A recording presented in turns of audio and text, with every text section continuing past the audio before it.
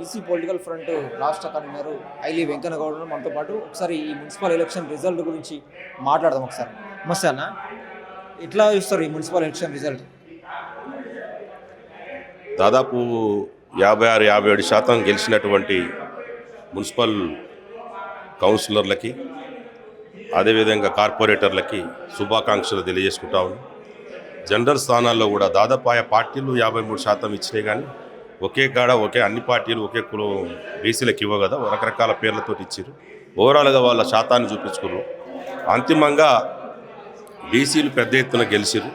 కానీ ఈ త్రిపులారు పరిసర ప్రాంతాలు అటు సైడ్ ఇటు సైడ్ మున్సిపాలిటీలు, ఎందుకంటే భూములకు వాల్యూ ఎక్కువ కాబట్టి ఇక్కడ కోట్ల రూపాయలు ఓట్లే 10,000 నుంచి ₹1,00,000 దాకా పెట్టి కొన్న దాఖలాలు ఈ ప్రాంతంలో ఉన్నాయి.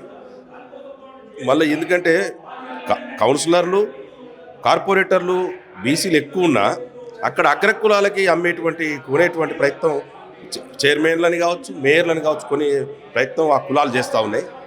ఇప్పుడు చూసాం బండి సంజయ్ కరీంనగర్ ఎలమక్క రెడ్డిగా పోటీ అని చెప్పేసి అక్కడ చర్చ జరుగుతూ ఉంది.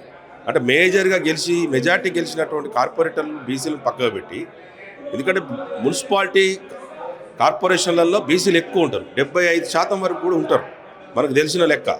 కాబట్టి మేము బీసీ పొలిటికల్ ఫ్రంట్గా ఈ రాజకీయ పార్టీలు డిమాండ్ చేసేది ఏంటంటే సీట్ ఇచ్చి చేతులు దులుపుకోవడం కాదు, ఇది పర్సంటేజ్ లెక్కలెక్కే చూపించి ఇప్పుడున్న 116లో ఒక 70 మున్సిపల్ చైర్మన్లు ఇవ్వండి బీసీలకి.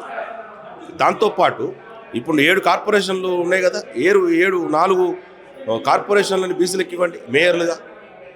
అప్పుడు మీ చిత్తశుద్ధిని ఉంటారు.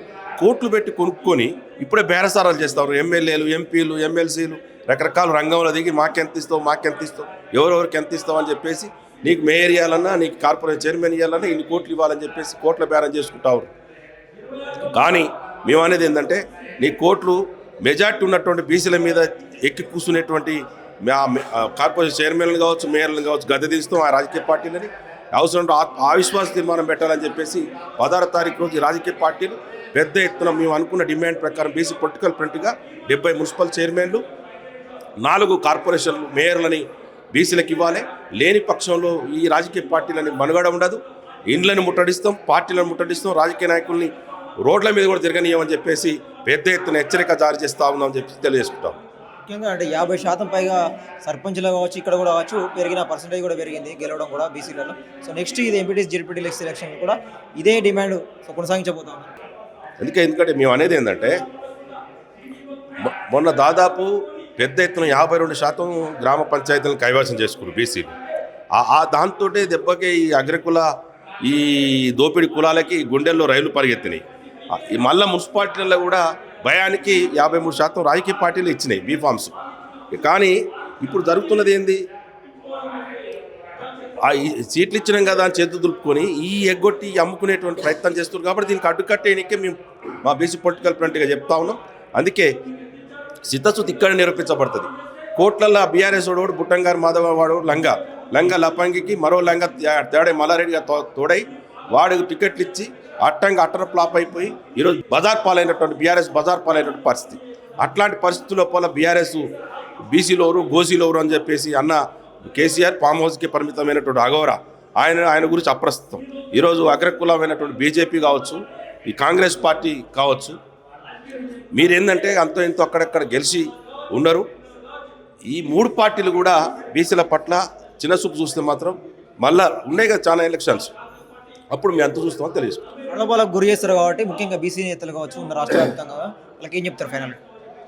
అందుకే అంటాను, నీతి నిజాయితీతోటి ఖచ్చితంగా అగ్రకులాలకు మీరు, ఎందుకంటే బీసీ బిడ్డలే అయితే ఎస్సీ ఎస్టీలను కలుపుకొని మైనార్టీలను కలుపుకొని అక్కడ బీసీని అవసరం కూడా స్వతంత్ర చైర్మన్లుగానో మేయర్లుగా పెట్టి ఓట్లేసి గెలిపించుకోవాలి. రాజకీయాలు పక్కా పెట్టండి.